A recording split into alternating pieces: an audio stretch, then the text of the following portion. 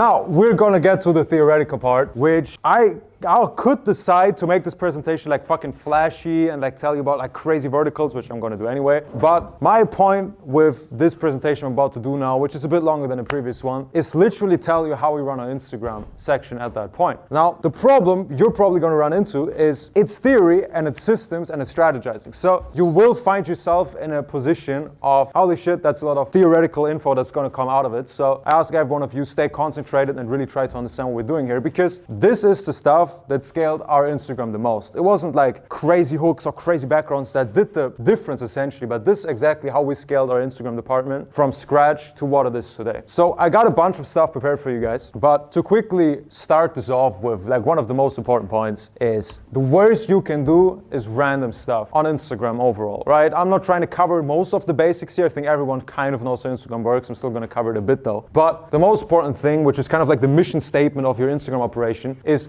don't do stuff that is not proven and that doesn't have any backup of data. Again, this is what I mean with theoretical stuff. Because the way most agencies operate, even if they cope themselves into thinking, that's not the case, is they do content where they think it's gonna go well. They think the content is good, but there's no backup, right? Like, who of you has ever run ads for anything in business? Like Facebook ads, Meta ads, right? I think at least half the room, perfect. So you know that ads only perform when the numbers match. You have basically 50 different ads and you see like, I don't know, 5 of them have the highest like CTR, they have the highest call book rate or like purchase rate, whatever, what the pixel tracks, right? So your entire ad system, as we all remember, or even the ones who haven't run ads, you know how it kind of works. You only work with data. You don't just say, oh, I like this ad the most, I like how it looks, or I've seen this with another person, I'm just gonna spend more money on it. That's not how it works. So every single thing you do on Instagram, not overnight, but over time, should be backed up by data, and you should know how it works, if it works, and if not, why it doesn't. So we don't want to post random content because we've seen it with another creator. We don't want to have a random hook that we never tested. We want to be very theoretical and very analytical about this stuff, because the competition on IG is so insane nowadays. Just posting random content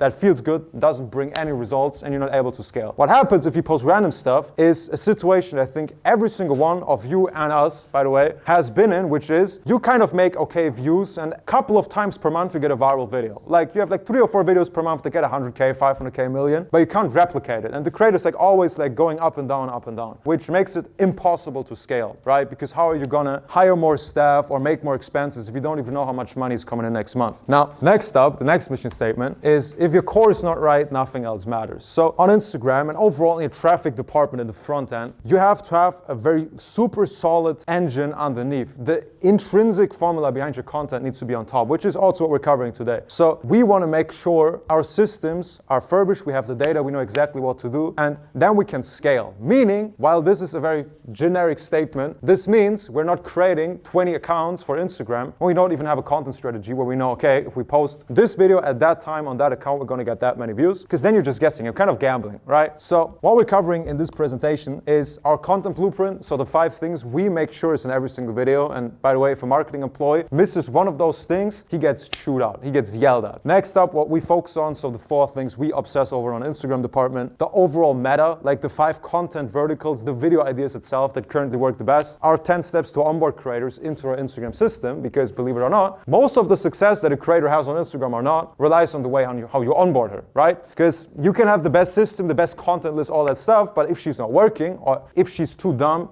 to actually take the theoretical instructions and put them into a video, it costs you 5 times the time and the content's still going to be bad. Basically, how to deal with bans, we're just going to cover it because that's what we're suffering with, and how we scale the entire department.